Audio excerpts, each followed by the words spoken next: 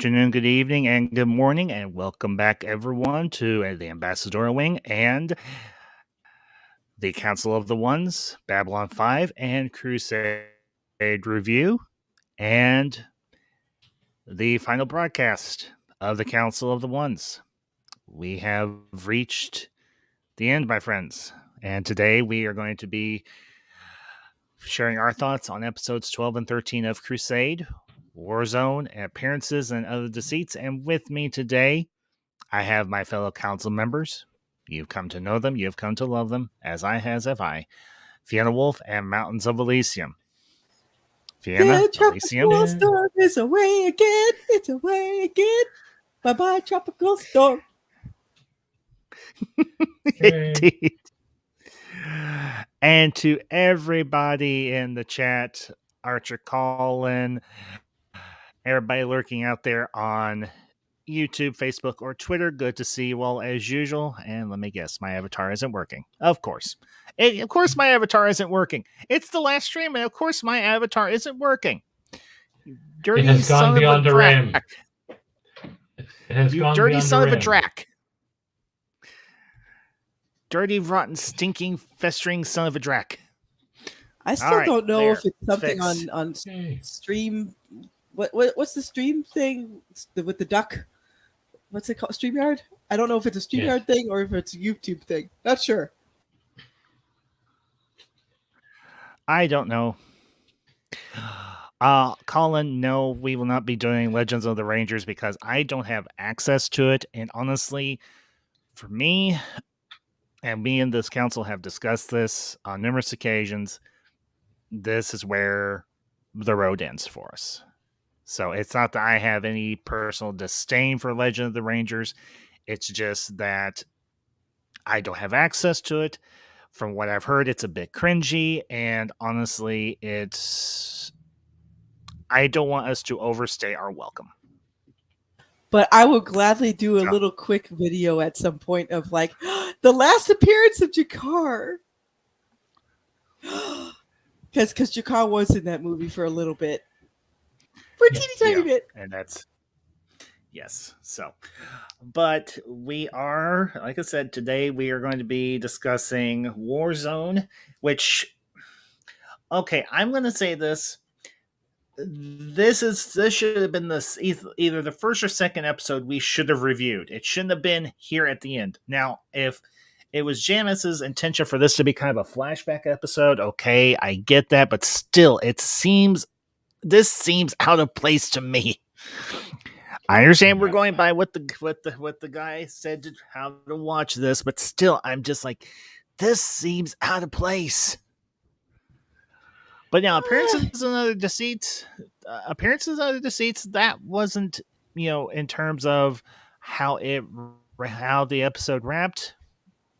It wasn't a bad wrap up for the series. Unfortunately, it was the wrap up for the series because shortly after its broadcast, TNT and their not so infinite but rather finite wisdom decided to cancel the show. And I say to them, this. Y'all know what's coming.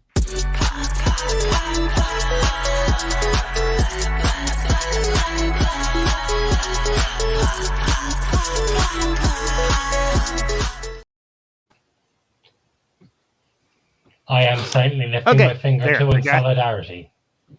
We are. Yes, actually, both now. And for Archer Colin, I'm also giving a well-known British or Irish salute with two fingers. Yes, up your bum.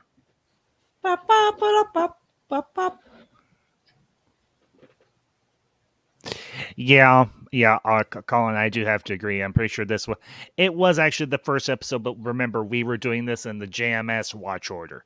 So this would have been the first episode. It was actually the first episode on the first disc with the DVD set, but we watched it in the JMS order. But still, this felt like, come on. Like, we've already met these people, but we're meeting them again, but we've already met them, and we're meeting them again. I'm like, I'm gonna start feeling like a yo-yo. But with Warzone, Go ahead, Fiona. Well, he did say in the little bit of the commentary was like they had to make compromises to get this to work. So I imagine he wanted half of this episode to be a flashback because it really does showcase a little bit of the Drock hierarchy, at least a little bit. Mm-hmm. Yeah, yep. But the way it was framed, because TNT apparently wanted a fist fight opening. So that's why you had Gideon on his explorer ship trying to break up his crew from going mutiny and all that stuff.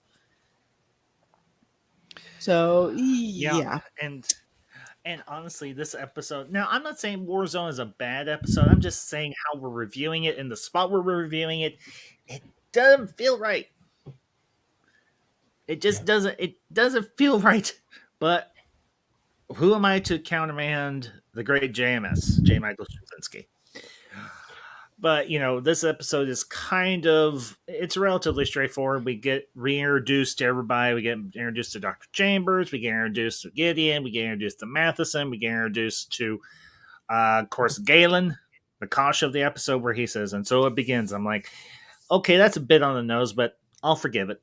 Oh, and apparently I wasn't quite incorrect. Like the lady that was Chambers on the Excalibur during the actual Crusade movie, that's the twin sister of the Doctor. JMS managed to stick that in there, that's her twin sister. So he explained that kind of casting kind of double up. So it really wasn't Dr. Chambers. It was, perfectly military oriented twin sister to Chambers. Yeah, except they didn't have them on the same ship because they didn't want to do what the military did back in the day to the Sullivan family, and everybody died. Yep, because that's what the whole Saving Private Ryan movie was about. They had to grab the last son of that, last living son of that line and get him out of there. So And Colin, to answer your question, well, hadn't Galen and Dorina been in the pilot movie? Yeah, they were both in Call to Arms. So you are not correct, sir, or you're not incorrect, sir. I can't talk today. No. It happens. That's why I'm drinking my caffeine right now. Today is like sleepy day because we've had nothing but rain and it's still cloudy out there. Yeah, I think looking through like the Lurkers guy, JMS wanted it as a flashback because he said he had to write that episode at the behest of TNT and he didn't want to write it. And that's why he changed the position. Now I'm only guessing here. He changed the position in his own viewing order because he said it was too clunky, too much, and very different to where he wanted to take the series. So putting it in the middle, where he thought it would be, wouldn't distract from what he was hoping. But if it came at the start, it gave a different impression of where he wanted the show to go. Yeah. Because this does have a very different tone and tenor to compare to the rest of the series. Because it is very much more of a shoot 'em up, bang 'em up, blow up the Drock, and everybody's happy. Because we blew up the Drock, and we don't like the Drock because, well, they're a bunch of scaly crabheads. I really like the underground city, like Ellerson and all the rest of them were in. Even though they had limited budget to work with, that sort of thing, I think they did a pretty good job. Like, yeah. And the blowing up the Drock was fun. That really was fun. It's like, here comes the new and improved fighters there. And then, oh, yes, let's change from space to atmosphere, and we're going to blow them all away. Strafing run. Yay! Yeah, and yes, it was very satisfying to see those dirty, nasty, smelly, scaly head Drock get thrown in beyond the rim. Yes, they were nasty little trappies. But it does showcase that, the one lead Drock, like their hierarchy, where they have a bunch of low-level mooks that are just expendable. Because you know how he was acting. He was like all prim and proper, but he treated all his underling Drocks as like, go out there and die for me. Go, peons, go. Yes. Lord Drackwad. Yeah. Sorry. You went there. Yes. Lord Drackwad. Yes. Many of you will die, but that's a sacrifice I'm willing to make. That's a sacrifice I'm willing to make. Yes. Well, And do want to say hello to the chat, Bureau 31. Bureau, it's good to see you, bud. Appreciate you being here as always. And of course, we'll here at the I end. mean, So that episode though greetings. showcases how what like Ellerson, has a really good knack for languages. Like he was able to translate everything, and of course, Mr. Snooty Drock had to be like, "I already know your English, you peasant." Ah. And he's like, but I will say this: I did love what I did love what Iverson said. I'm having a little trouble with the intransitive verb, and Mr. Drock is like, when your world is gone, what will you be? Well, our world will never be gone. He's trying to be the evil outlive you. Lorian. But yes, evil Lorian moment. He's trying to be philosophical, but on the dark side. Rawr. Yeah. Well, I have a feeling that Mr. Council member or Counselor LaShawn or Lanosh or whatever his crappy Drock name is, he got dissected, and I would have loved to have been a fly on the wall for that dissection. Like, okay, we're gonna take you apart. We're gonna take you apart now and see what makes you tick and how we can kill your people better. Because you kill us, guess what? We're gonna do the same thing to you. Except we're gonna take our time. We're gonna learn all about your physiology. I guarantee you that stuff probably would have come up later in the series, especially as things got really heated between humanity and the Drock. Because the Drock would have probably been like doing other shenanigans to get the Alliance, not only the Interstellar Alliance, but Earth Alliance, to go at each other's throats. Because they were already doing that with the Centauri Republic being their puppet for a while. Yeah. Mm-hmm. Until Mr. Emperor Veer Kodo and all his buddies go in and say, "What's up, Drock?" and blast him in the face with a PPG. And I have to admit, the whole firefight above that planet with the Excalibur and the Drock fleet, I will say it, that ship held its own and they kicked some serious ass. And they're like, we're not gonna die without taking you with us. And Gideon's like, yeah, you're done. Activate main guns and blast that thing into oblivion. And I was like, yes, that was satisfying. That was very, very satisfying. I always felt the Drock were kind of it's like how Franklin describes the people after the Shadow War. They found the Shadow's equipment, didn't know how to make it or reproduce it, didn't know exactly the consequences, but were only too happy to use it. The Drock seemed to be paper tigers that they'll then kick their ass with a few white stars and destroy their mothership and their fleet. And well, they're more like jackals. They'll nip at people, but they try to use other people to do their dirty work for them. Thus, what happened to the Centauri. That's part of the reason why they picked the Centauri, because even though the Centauri weren't as warlike, during the interim, they had the capability to become a war machine again. So it's the other thing, it's interesting you bring up the term paper tigers. Yeah, the Drock kind of were. I mean, on their own, they get their asses handed to them pretty much on the regular, except when they have shadow tech, like the Plant Killer. Aside from that, yeah, they're Earth used to Force being, was handling. Yeah, they're used to being kind of like more like scouts, like people who strike from the shadows rather than a direct confrontation. Which explains why they put the keepers on in important people so that they can work from the inside. I mean, heck, they even did to the Mars Resistance too. So they were getting involved in shenanigans before their Shadow Masters got KO'd.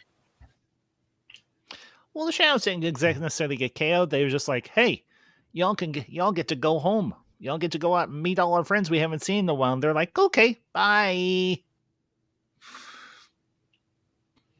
So, but no, in their mind though, that they think they're characters of like what the Shadow Mantle. Like, yay.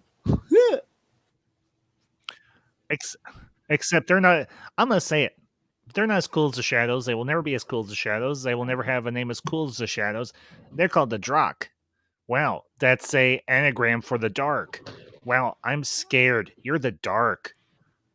I mean, think about it. Look at it. Look at the name of the Drock. Take off the H, rearrange the A and the R, and they're the dark. That's it. They're the dark. I'm sorry. But sometimes that stuff You're an that's anagram. is the fun part to do. It's very literal. That's okay. Yeah, exactly.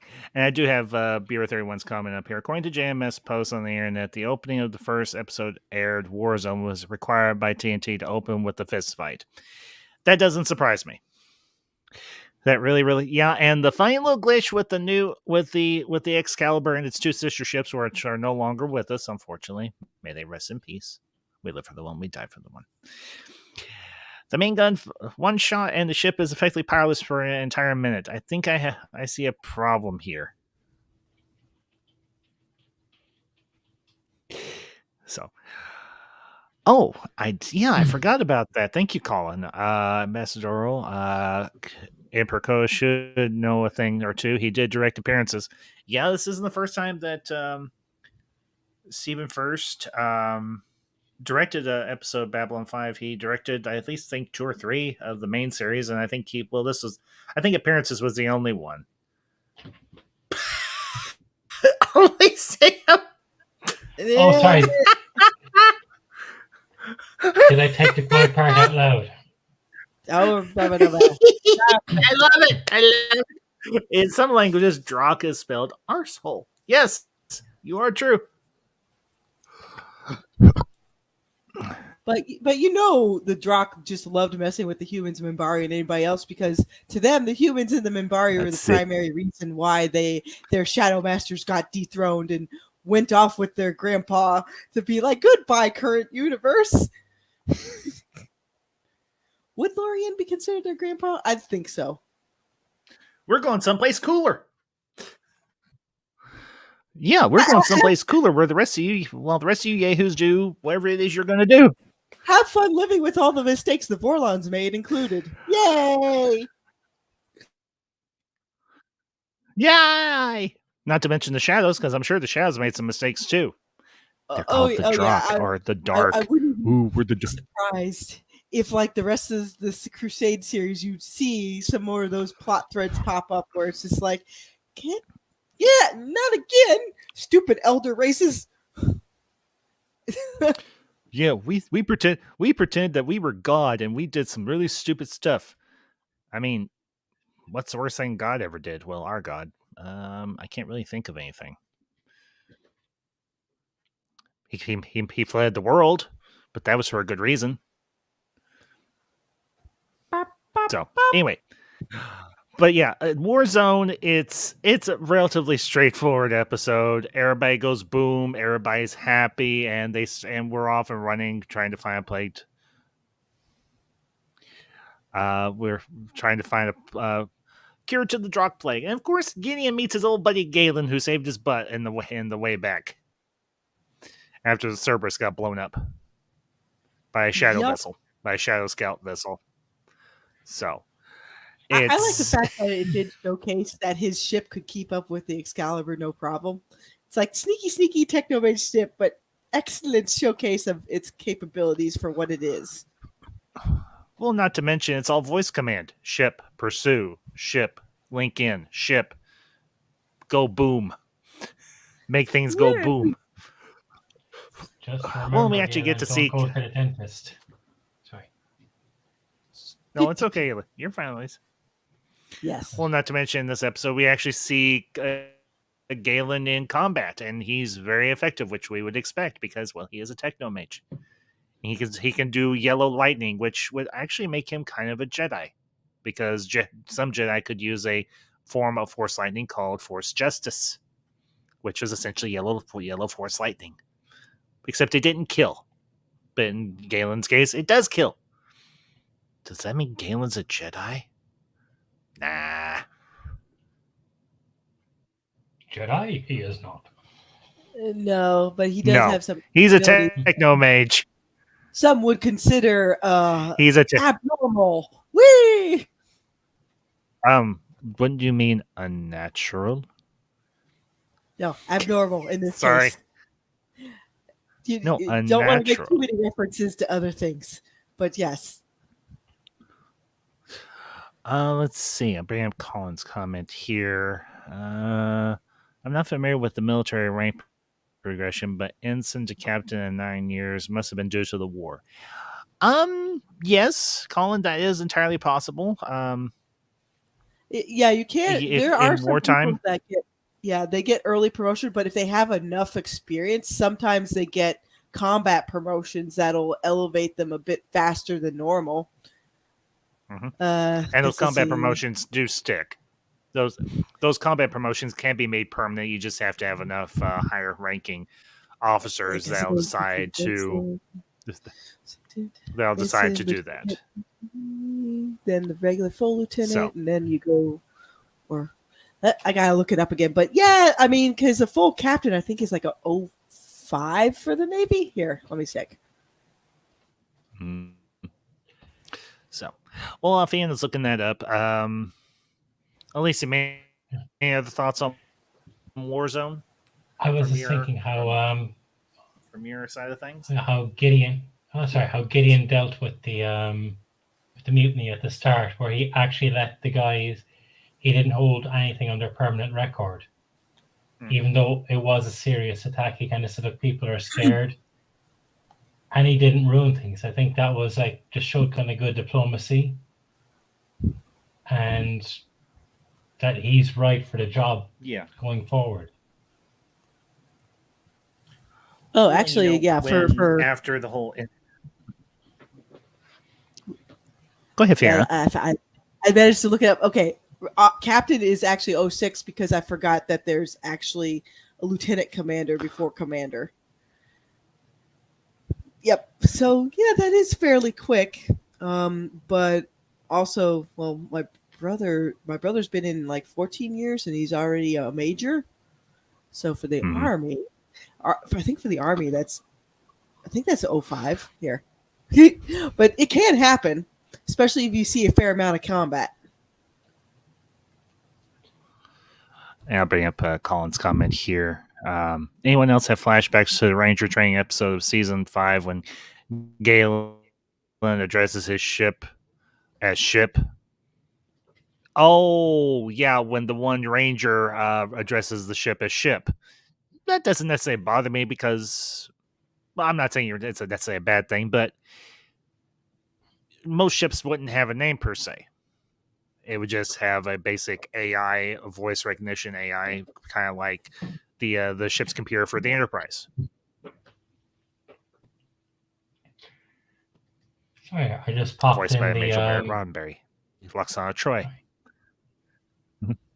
Oh, okay. I just Thank popped you, Alicia. Appreciate the it. Air Force ranks in the chat.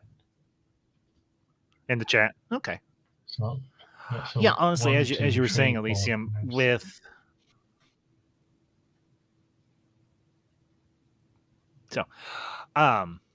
as you were saying, Gideon dealing with that mutiny on his ship, he's like, we're all wound up, we're all worried, we're all scared. So he's like, no, nothing goes on this guy's record.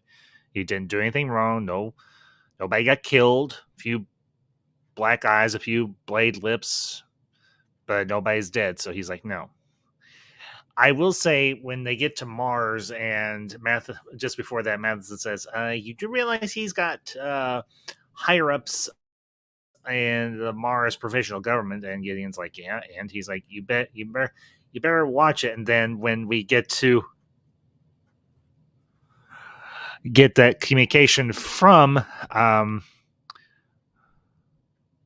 you're fine, Elysium. I understand. So okay, let's see. But yeah, that whole situation where they're like, yeah, we're getting communication from Mars Dome, and Matheson looks at Gideon and he's like, your goose is cooked, or could be. And it turns out instead they're like, yeah, we need you for this really super important mission. And he's like, I'm not pretty. I'm gonna turn the universe upside down, shake out its pockets, and see what I can find to find this cure. And that's pretty much what you want when you're on a timetable. So I will bring up Collins here. Oh, not a bother. Just an interesting flashback now when Galen said, now it begins. And I shout out, you're Shadow Tech, not Vorlon. But they have a bit of both, I guess. Well, technically, Colin, if you remember, he says, and so it begins, not and now it begins, if I remember correctly. So, well, and to be fair, Galen was incorporating questions that Lorian was asking people too. Yes, and I think particularly after the battle, and they figure out where the transmission came from, and Gideon meets Galen on the planet, and he's like, "Wait a minute, I know you. You saved my ass." And Galen asks him, "Where are you going?" "Where I have to. Who are you?" "Captain Matthew Gideon." "What is your purpose?" "Find a cure to the drug plague before it wipes out all life on Earth." "Who do you serve?" And Gideon's like, "I don't know." And who do you trust? Ooh, boy. And who do you trust?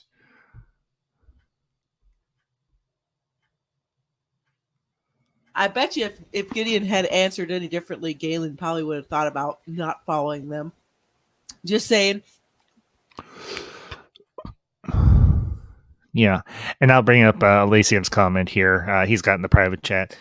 Somehow I get the feeling that the reason the Detroit Free Press viewer said that Crusade looked like it came from Planet Cheese Whiz can be summed up in 3 layers: TNT. Unfortunately, the first episode were all I had to go by. I'd have to agree with him. Yeah, particularly with how everything was so yellow in the beginning of the episode, especially when they were on Mars. I still like the design of that underground city, though. They did manage to pull off a few miracles with the string shoe budget TNT gave them into comparison for the TV movies. Yeah, and just how much better they would have done with a better budget with better graphics. Because even just a few years later, you had a Battlestar Galactica, and the graphics in that were just fantastic. Don't get me started on BSG. Yeah, that breaks my heart. Just a few years later, and we had better CGI. Yes. And we've got very clunky looking CGI Drock walking on a cliffside, and they actually have a grrr sound effect for when they start to be when the Star Furies blast them, and I'm like, okay, yeah, this is cheesy, but I don't care because I like this show. So, well, if there aren't any other thoughts on Warzone, we will move on to appearances and other Deceits, and the reappearance of one of my least favorite characters in his human form, not his Membari form. So, but you can tell he loved playing that character.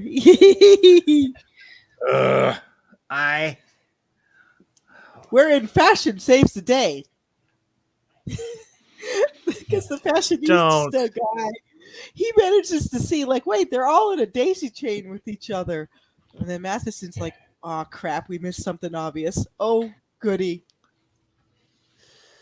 Yes, where we've got the fashion designer and Mr. Wells from the former Night Watch. And I'm like, why aren't you dead? Because he said it himself, he knows how to survive political changes or arenas. I don't care. I wanted him dead. Everybody that served in Night Watch deserved to be spaced.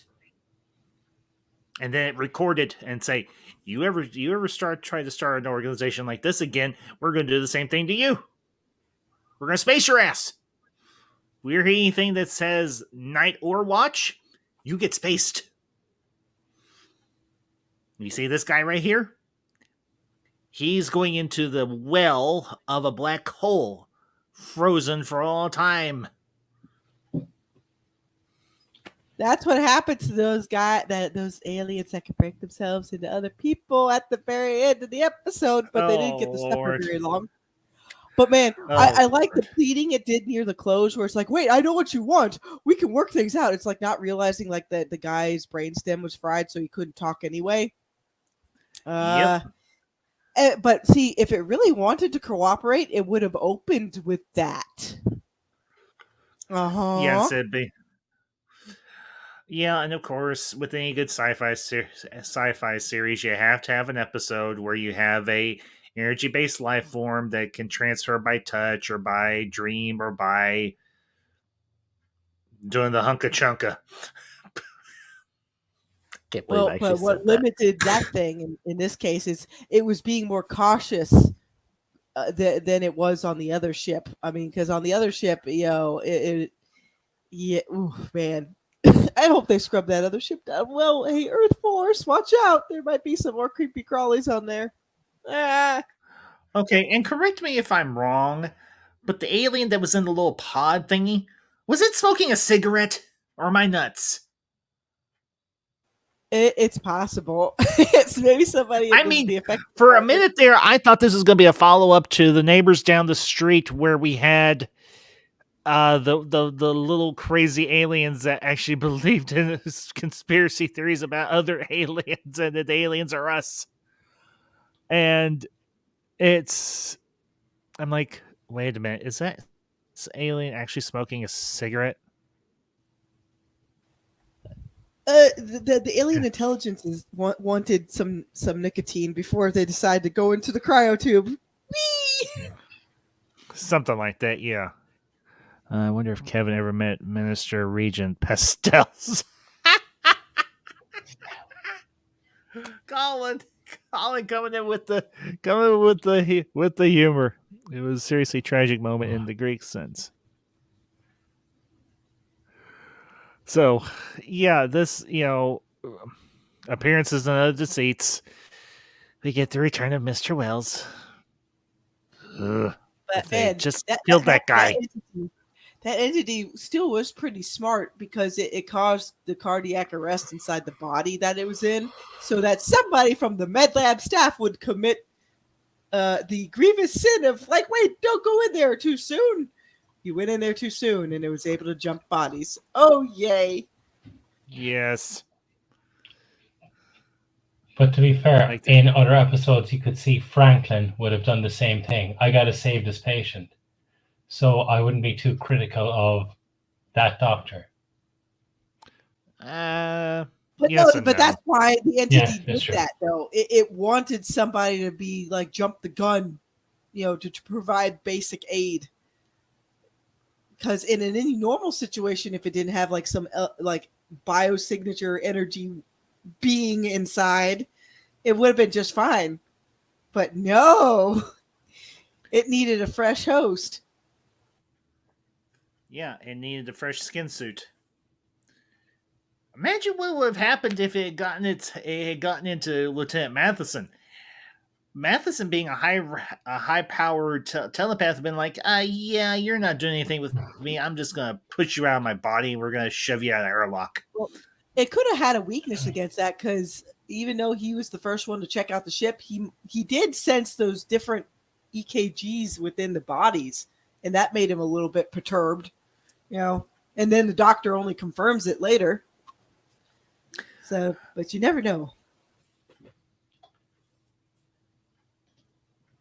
Let's see. If anyone's familiar with the concept, I almost call the aliens a sort of von Neumann machine. I am not familiar with that, Collins, so you're going to have to...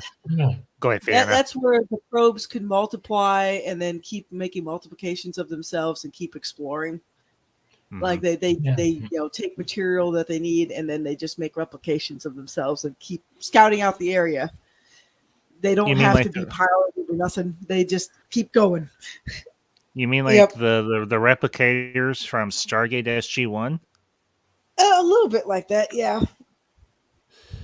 Except for most of most of those types of probes are supposed to be just strictly scouting kind of setup. They wouldn't have enough intelligence to replicate and then consume entire planets or something. True. But you never know. Sometimes things could go awry. Well, and go ahead, Elysium. I'm thinking a bit like the Berserker probe in Babylon 5, where yeah, I know which episode you're talking about. Yeah, they'll attack if they have a chance. Yeah. So, let's see. Do we actually know how powerful Matheson is? The post T Civil War era doesn't seem to refer to P levels. I would say P12, I believe, because he was P12.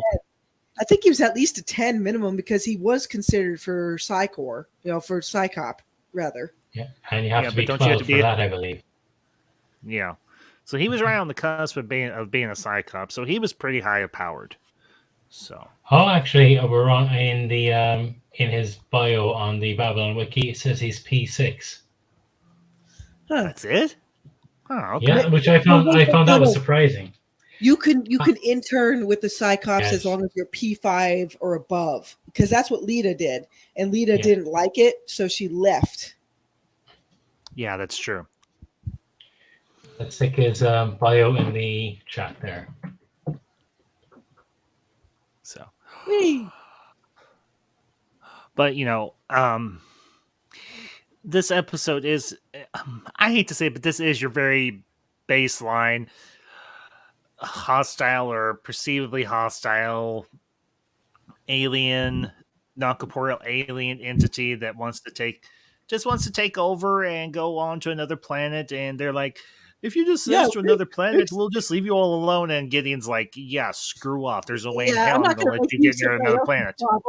Like, no, I'm not going to do it because Gideon's not that kind of guy. But he's like, we still got to figure out a way to get rid of him. Of course, imagine how much easier everything would have been if a certain technomage had been there. But of course, JMS being JMS, he's like, yeah, we don't want to just have Gideon or Galen fix everything. So, but I will say the solution they come up with was rather ingenious. And of course, as we mentioned, it took a fashion designer to go, did anybody notice that they're all holding hands or holding on to each other? Yeah, because that gave Matheson the clue that, like, wait, they also propagate backwards that way, where they can all recombine into one host body again. So, and Gideon was trying to get them to get that point too. It's like, make sure to take the air out of the atmosphere. Yeah. Like to air is human as is what's his face would say, like, and then he got all indignant. Like, I would never say that. Oh man.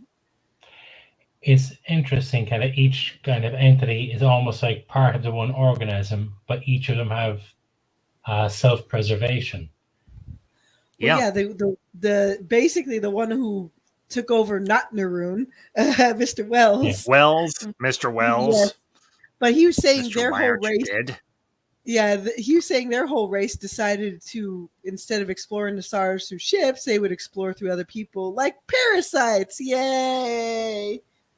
You lazy asses, build some ships and go out into the stars. Quit being an ass. Quit being lazy. Bunch of slackers. Oh, we're too good to build ships. We're just gonna feed off other people because we're lazy assholes. You can almost say that these aliens.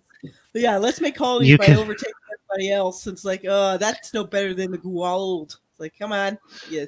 No. You could almost say that these aliens are almost like Gen Z or millennials.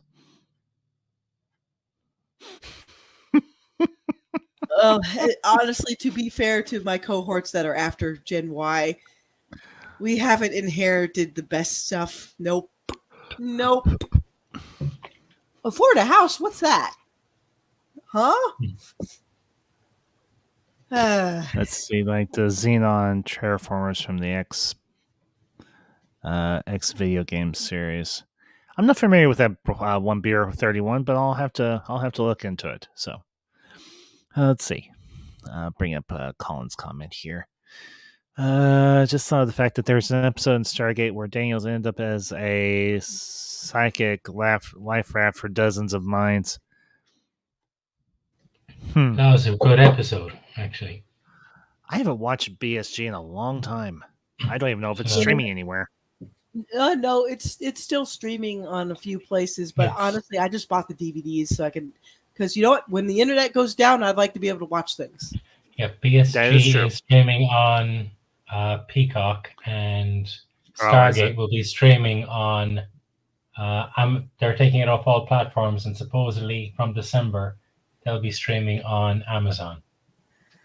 Oh, okay. Let's see. Because there's there's a new Stargate show in development, and according to rumors, it will be announced in December. So hopefully, Fiona, cut it out. No, my pizza. No, I will not believe anything until shown otherwise. All of Hollywood is suspect. Oh, Fiona, quit being such a bitter old biddy. 9. Yeah. Nah, I will not do it. No. Unless Yes, you proven will. otherwise. Unless You proven will otherwise, conform. I'm not gonna. You no, will I'm not conform. gonna- You No. will conform. Yes, you will. You will conform. And you will obey. No. Yes, you will. You will conform and you will obey. Not when there's better old stuff out there that does it just right. Oh, piddle poddle on your older stuff. Baby. Stodgy. You stodgy fuddy duddy. No, I've seen the outer flames there, Mr. Colin.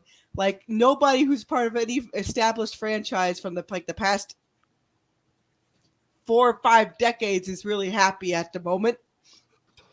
Yep. I'm happy. Yeah. Yep. I'm not gonna look at any of that stuff because you know what? Honestly, if it has the ticket saying "made for modern audiences," I am out of there faster than Speedy Gonzalez. Like, nope. Oh God, This no! will be added to our own. Resistance is futile. That's what these aliens are. They're like an alien. They're like an energy form of the Borg, except a little more annoying. And not as interesting or funny. Yeah. yes, Borg without any redeeming qualities. But yeah, honestly, it did tie in things fairly nicely for like a mid-level episode for the first season because it's like, oh, so there are entities out there that know what's up with this Drock plague and can possibly fix it. It just won't come from the crazy bio aliens that want to harvest people's bodies. Okay, then. Yeah. Those aliens, like, we're just doing this to try and save our race. Well, then get off your lazy butts and get off the planet and go build a ship and figure it out for yourself rather than wait for everybody to come to you. I swear, I think some alien races are just deliberately lazy. One's well, like, and honestly, whether or not they end up being like kind of like more of like a repeated arc villain, you know, some guys are just made to be the one and done, you know. Yeah, and I have a feeling think these guys are going to be the one and done. Yeah, I think these guys are supposed to be the one and done. We blew them up, and there was much rejoicing. Yay! Yay! In some cases, though, I think a lot of one-off characters or one-off races, if we met that race again at a later stage, maybe in season 4, where the crew are aware something's happening, but you're dealing with it on a planetary scale where an entire planet is taken over. It could have been an interesting thing. And how would those entities have developed when free, when they're not chasing things down, they're trapped on a planet and have to exist? I think it could have been an interesting exploration of where that race could go, that they're just not all evil Torags. Yeah, no kidding. Let's see, I came across an audiobook in the Alien franchise about Vasquez. I heard about that, but as soon as it said Latinx in the description, I shut the window. Oh, come on, Colin. It says one word and you go, no, I don't want to. Well, yeah, because, you know, in those terms, they want to produce for a modern audience, which is a figment of their imagination catering towards whatever political ideology they have. They don't really want to give an audience an actual show. They just want a soapbox. That's all that's really cueing me into now. It's well, just technically, like, it wasn't. But Fiona, it wasn't a show; it was an audio book. But no, but still, Audio book. People use that kind of language to key in. They want to attract other activists rather than an actual audience. They want an audience of activists rather than normal people. Well, that's your interpretation, and you're entitled to it. So, yes. But, in terms of this episode, it was, I think, considering this was the last episode aired, it was a nice, I think, at least a kind of a nice bookend for the first and only season of Crusade. And, it did. The episode was entertaining. It showed everybody. It showed everybody working together as a team. More so in terms of Eilerson and Dr. Chambers and Gideon being kind of the front guy. I would almost say that Eilerson was like the asshole Spock of Crusade. Well, this episode actually does give a bit of a better light. He appreciated the sacrifice, that the guard committed. Basically got between him and harm's way at a moment's notice and didn't even give it a second thought. Yeah, that's, I think, honestly, is a really nice plot point or piece of character development for Eilerson, because he's like this guy put his life on the line, and he's like, I have to wonder if he had known who I was, would he have still done it? And Chambers is like, they put their lives on the line because it's their duty. It's what they are. That's what they are intended to do. And Eilerson was still questioning some of that stuff. And when he asked, like, who speaks for them, and she's like, Gideon does. And then you see at the end, Gideon's basically giving a letter to his mother, his crewmate's mother. Yeah, his family. Yeah. And, you have those episodes in science fiction, and in particular in Crusade, where you see Gideon doing that sort of, and it really humanizes. It really humanizes what a captain has to do, the responsibility that rests on his shoulders, and it is a really cool thing. And with Eilerson, he comes to realize, and I think he has a deeper appreciation for the military crew of that ship and what they do each and every time. And I think if this show had progressed, there may have come a point where he might have done the same thing, but for a much bigger reason. He might have sacrificed his own life. Again, what could have been? I think he was. I couldn't help it, but I think Eilerson was to be the Jakar of this series, because he did start off as I typed, and what you could see is developing. He's someone who I think views others as he views things. Like, he, at the moment, he wouldn't sacrifice himself for anyone. He's self-serving, venal, and just out for himself, and he views everyone as through that lens, thinking that's how everyone would act. But the fact that someone who didn't know him would sacrifice his life for him was a shock to the system. It really was. I mean, and Eilerson's had several of those throughout this series so far. And I think this was the biggest one, honestly. Let's see. So, okay, I'll bring up Colin's comment here real quick. So here's a thought. In a RPG based on Crusade, which character would you base yours on? Not the same person, just the type.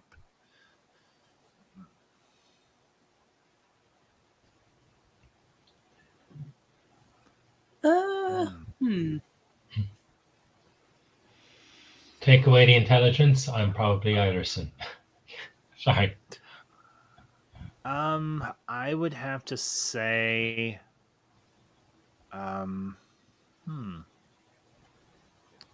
not because of the power or anything, but I would have to say Galen. That would be that type of character. If I had to choose, maybe a setup similar to Matheson. just because he had enough interesting hooks to where it's like you could definitely see this character being more of like a stalwart type because of what he went through. Yes, I would agree. Yeah. So, and thank you for that question, Colin. Greatly appreciate it. So, Yeah. But Yeah. it is we've watched these episodes, particularly this episode, and we see the development of particularly a character like Eilerson, and we think about what could have been, and it is unfortunate that, as with not a lot but many sci-fi series or just any series in general, it doesn't get its chance to have its full flower, and this is all we had.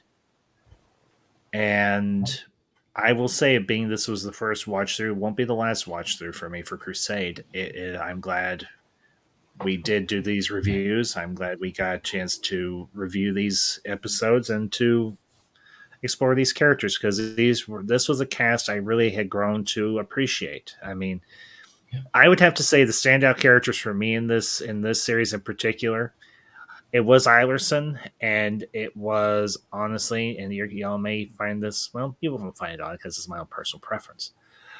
It was Eilerson, and it was honestly Dr. Chambers. I liked Galen, I liked all the other characters, but the two that I really kind of developed a connection with was Eilerson and Chambers. I like those two characters in particular. Yeah. I could see, I go with, for me too, like Eilerson, and I'd have gone with Darina, with Galen being honorable mention. The others I thought were also the good, like Madison, Gideon, and Chambers. I always thought they needed that bit more. Well, they would have developed more for me later on, but up front, Eilerson and Darina, I thought there was just really great chemistry there.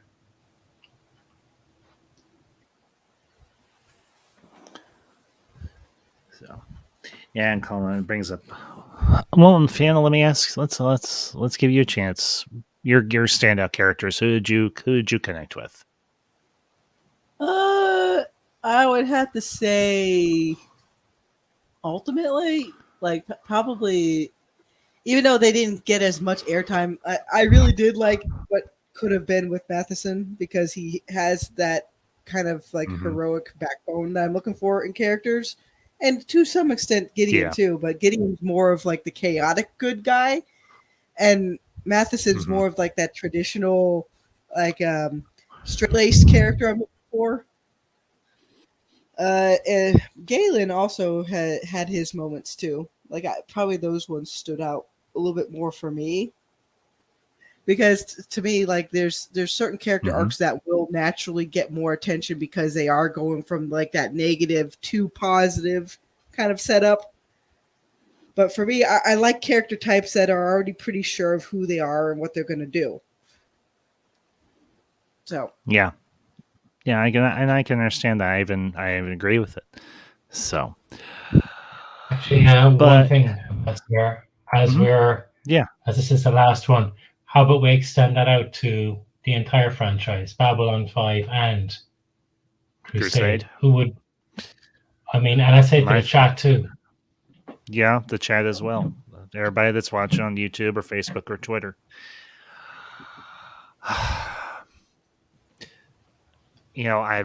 I've done deep dives on all the main characters from B5. I didn't do it with Crusade, but I would have to say of B5, my favorite characters, the ones that resonate most with me,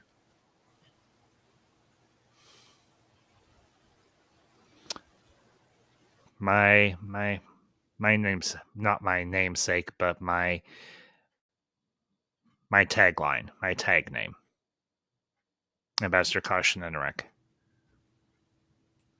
Yep. And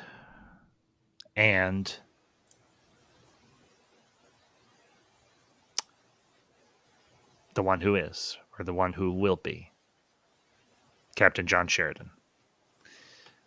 By far my two favorite characters, although each and every character has a special place in my mind. Kosh was the Vorlon that believed that humanity could be more. And he was the first Vorlon in probably millennia who believed that the younger races could be more than what they were. And it was because of his sacrifice that the wheel of chaos and destruction was broken. That victory at Coriolis 6 was just as much his as it was the younger races.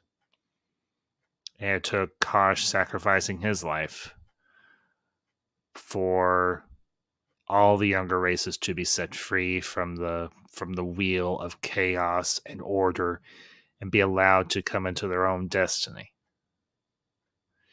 And John Sheridan was the man that was courageous enough to stand up to a Vorlon, stand up to a Shadow, and say, get the hell out of our galaxy and let us find our own path forward. He may not see what humanity would eventually become, but he gave humanity the opportunity for it to evolve and grow to where it would, into what we would see at the end of the deconstruction of falling stars, where we would become like Kosh's race, like the Vorlons. And we would do, I think, a better job than the Vorlons and the Shadows themselves did.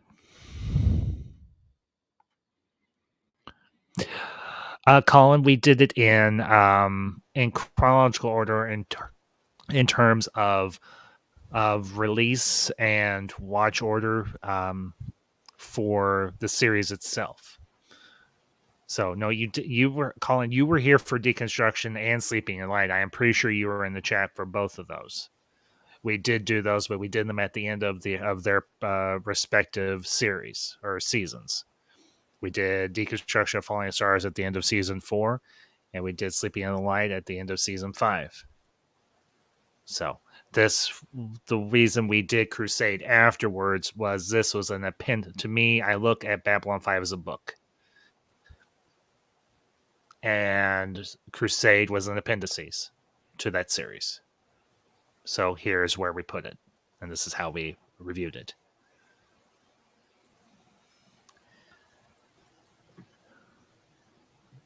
Ooh. I guess if we're going through overall favorites, let's see, Sheridan, Delenn, Lorian, and I have to think like who ultimately. I'd say Marcus definitely fits in there as like the absolute tippy top of my favorites, because Lorian is how you can do a Paragon effectively. Mm-hmm. And we don't get too many Paragon characters done effectively nowadays because they all want to subvert them and make it into, oh my God, it's another evil Superman story. Ah. Indeed. Alicia, my friend, what about you? Well, for me, from the main cast, it will be Jeffrey Sinclair and Marcus Cole. If I'm extending it out to recurring, yeah, definitely Lorianne and Bester would be just like our two just utterly awesome characters. But even all of the main casts, with the exception maybe of that flyboy Warren Kiefer, who was just there but didn't get the time. Pretty much all of the main cast are just been awesome. He had a standout episode in Gropos because he connected with other characters, but they made him a bit too. Maybe it's because the actor himself was a bit standoffish, but apparently that actor never really mingled with the other actors either. And from what I can tell of interviews, most of the B5 staff or actors and everything were pretty close knit, you know. Possibly because JMS didn't want him. Yeah. Well, and kind of like with Diane Muldaur as Dr. Pulaski from, I think it was season 2 of Star Trek TNG. She was somebody that Roddenberry wanted, but that nobody else really wanted, and that's why she had one season and she was done. And Beverly Crusher was back afterwards. So I'll be honest, I preferred Pulaski, but maybe that was just me. No, hey, I did not dislike Pulaski. I liked her character. It was just I didn't like the fact that Wesley was on his own, that his mom wasn't there. But at the same time, I do get it. Shut up, Will Wheaton. Ah, yes. But well, guys and gals, that's it. I guess pour one out for Crusade. It had the potential. It did. It did indeed. Crusade had the potential to be something I think really extraordinary, but it never got to see its full potential, which is unfortunate. Yeah. But before we close out, I do want to make a few remarks. I'll let Fiona and Elysium do the same. I was doing a little bit of looking back, and very first review for the series, starting with In the Beginning, was on February 27th of 2020. And back then it was just me. Just little old me, little old ambassador. Back then, Ambassador Kosh. But as time went on, and I found more people who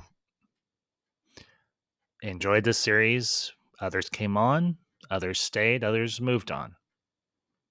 Of course, a founding member of this council, the author, the genius, the retired Dr. Adega Outlaw, Mountains of Elysium, Classic Comics, Fiona Wolf, who's here now, Lord Koj, Zodrider.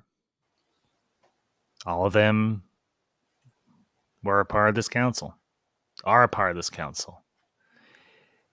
I couldn't have done this alone. And I will say it has been a fantastic experience. And to the chat as well, all of you that have been here each and every week, whether you are here every week, whether you're here every other week, it doesn't matter. The Council of the Ones wasn't just us here on this screen. And I want to thank everyone, wherever you watch this on, whether you were here live with us every week or whether you watched it on the replay. Thank you for your time. Thank you for your input. Thank you for your thoughts. Thank you for helping the Ambassadorial Wing to grow. And thank you for the opportunity to share our love, not just mine, but our love of this great show, Babylon 5 and Crusade.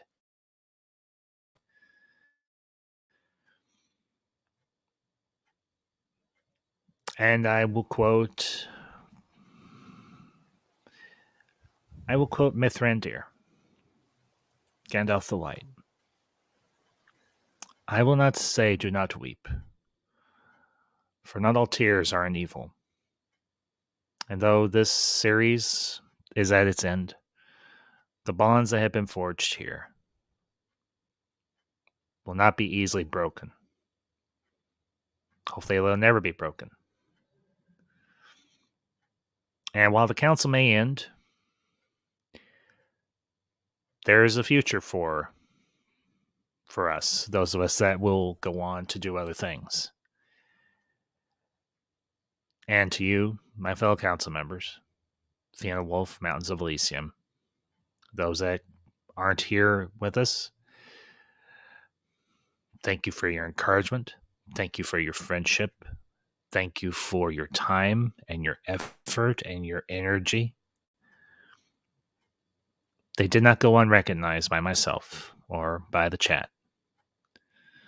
And to all of you who will find this playlist,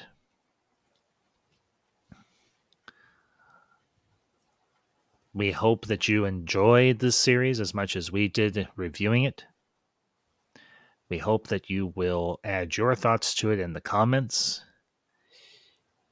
And that this playlist, this series of reviews, will stand as a testament to the genius of one man and the talents and energies of so many others.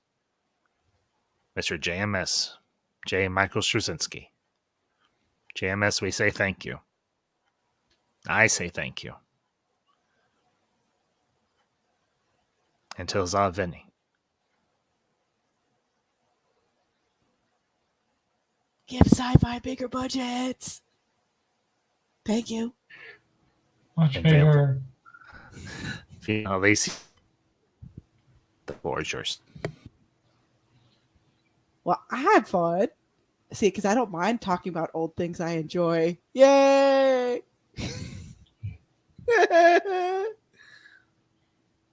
But yeah, there's a lot of good stuff out there, so I don't even have to pay attention to any kind of modern things whatsoever. In fact, other things I also recommend in the vein of fun space fantasy or sci-fi. It all doesn't have to be like hard sci-fi. Is Space 1999. Yes.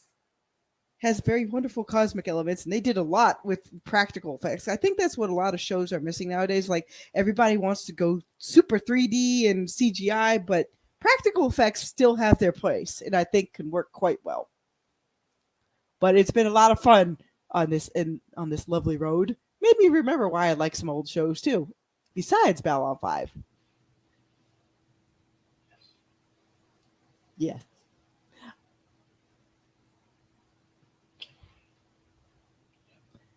That's all I really can think of right now, because usually I'm just like straightforward. Like, Florida woman likes this. Here we go.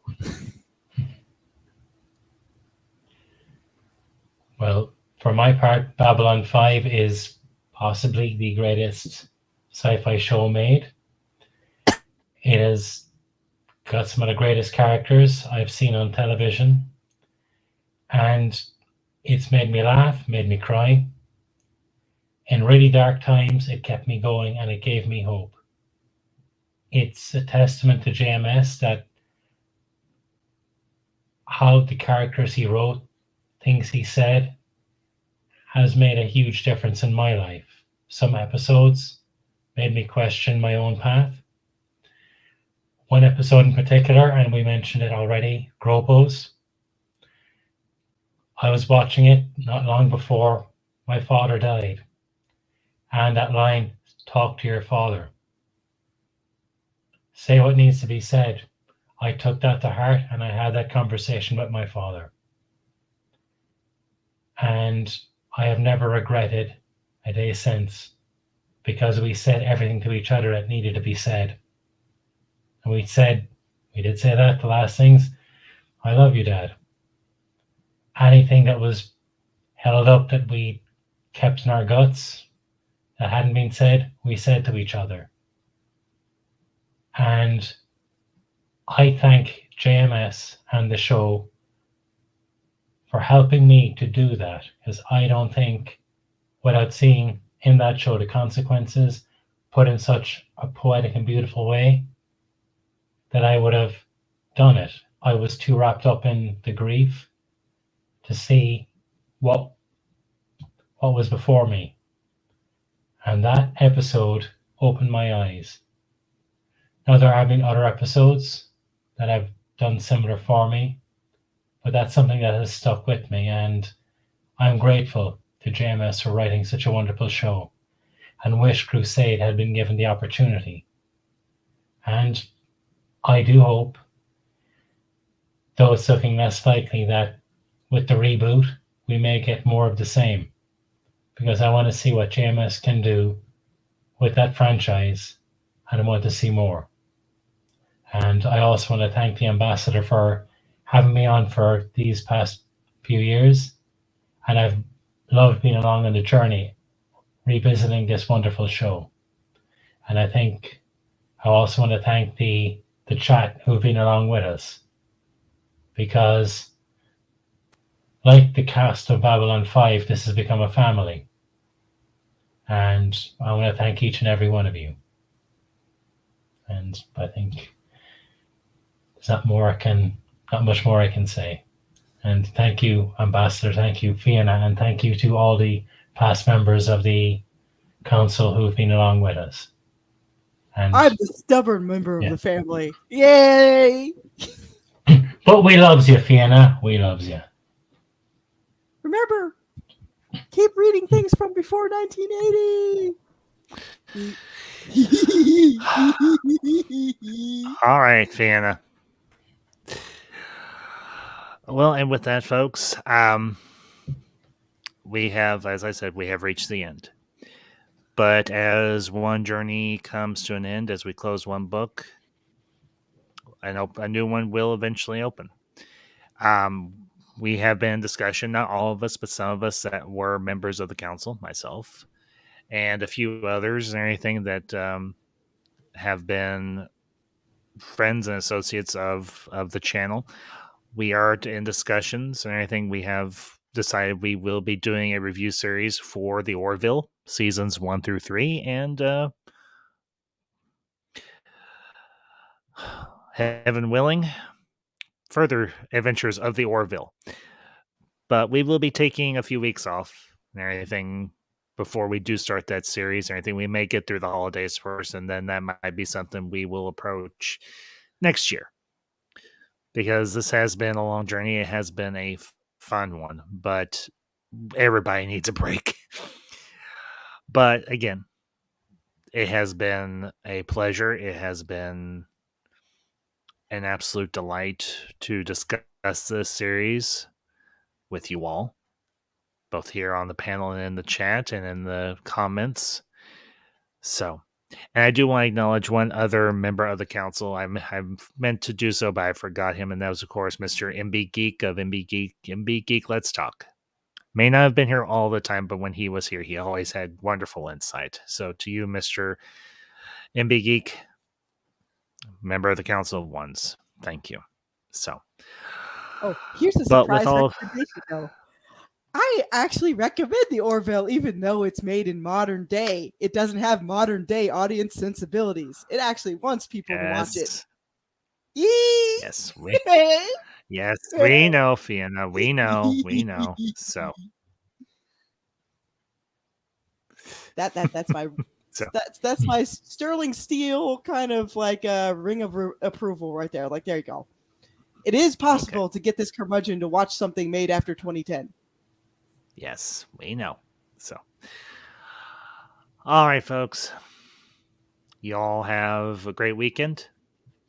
We will see you around. And remember, we will always be here. And this is the Council One saying for the last time. In 3, 2, 1. Zooty, zoot. Zooty, zoot, zoot. Zooty. Don't trust daisy chain aliens. No.